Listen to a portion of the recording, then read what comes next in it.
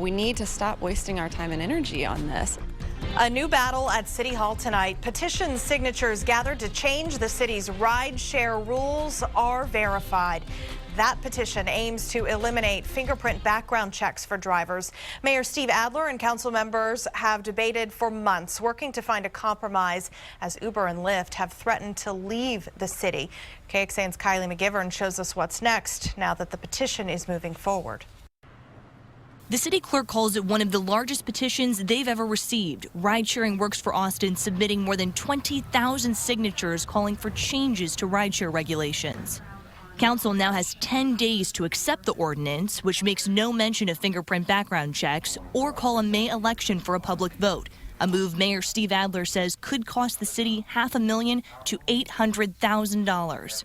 I just want to make it real clear to the people that if we do put it on the ballot, it's not going to be a ballot that decides should Uber and Lyft stay here or should they be kicked out. The mayor says accepting the ordinance could deem the Thumbs Up program and discussed incentives for drivers to get fingerprint background checks null and void for 2 years. In the next 2 weeks, people will once again have the opportunity to come to City Hall to give their take on the issue, something Councilmember Ellen Troxclair says there's no reason for. We've already have extensive public comment, and what we have heard overwhelmingly by phone, by email, by the petition, is that ride sharing is working for Austin, and we need to stop wasting our time and energy on this. The citizens petition exists for a reason and is very clear about our options moving forward.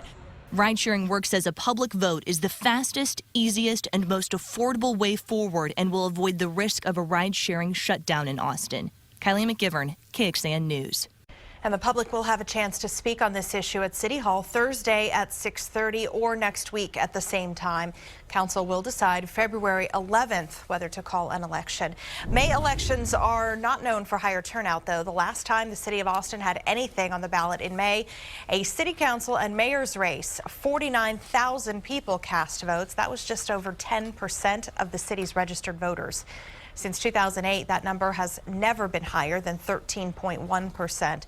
And for comparison, in 2012 and in 2008, the two presidential elections drew more than 60% of Austin voters to the polls.